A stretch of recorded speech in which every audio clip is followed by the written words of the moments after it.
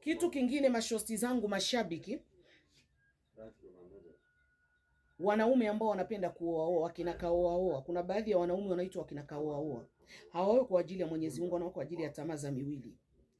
Wanasahau kitu kimoja. Wanawake wa dalili za kiyama, baadhi yao ni washirikina wengi sana.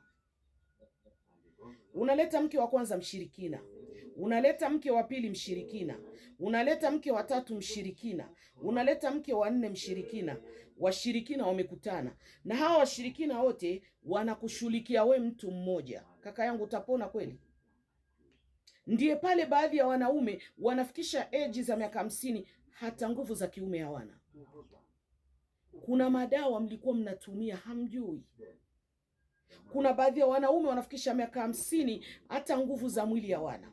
Kuna baadhi za wanaume wanafikisha miaka 50 hata kujinyanyua. Mwanaume ana ile na miaka 50 kwa mwanaume is not too much, but sababu mnapewa vitu venye mtarajii, vinakwenda vinaasiri mwili wenu.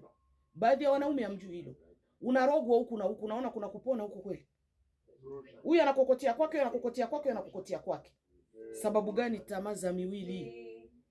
Na kitu nimeshawachunguza nyewe wanaume, ukiwa una pesa, mawazo ya kuoa mke wa pili huna. Shika tu pesa, utafikiri ni uchawi. Ndiye maana umaskini ni mwingi, sababu hamoi kwa ajili ya Mwenyezi Mungu, mnaoa kwa sababu ya tamaa.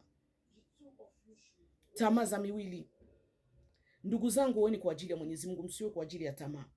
Muwe kwa ajili ya la ilaha illa Allah, kama jinsi alivyosema, kufanya uadilifu. Na wanawake wa kufanyia uadilifu wa leo wapo wapi ndugu zangu?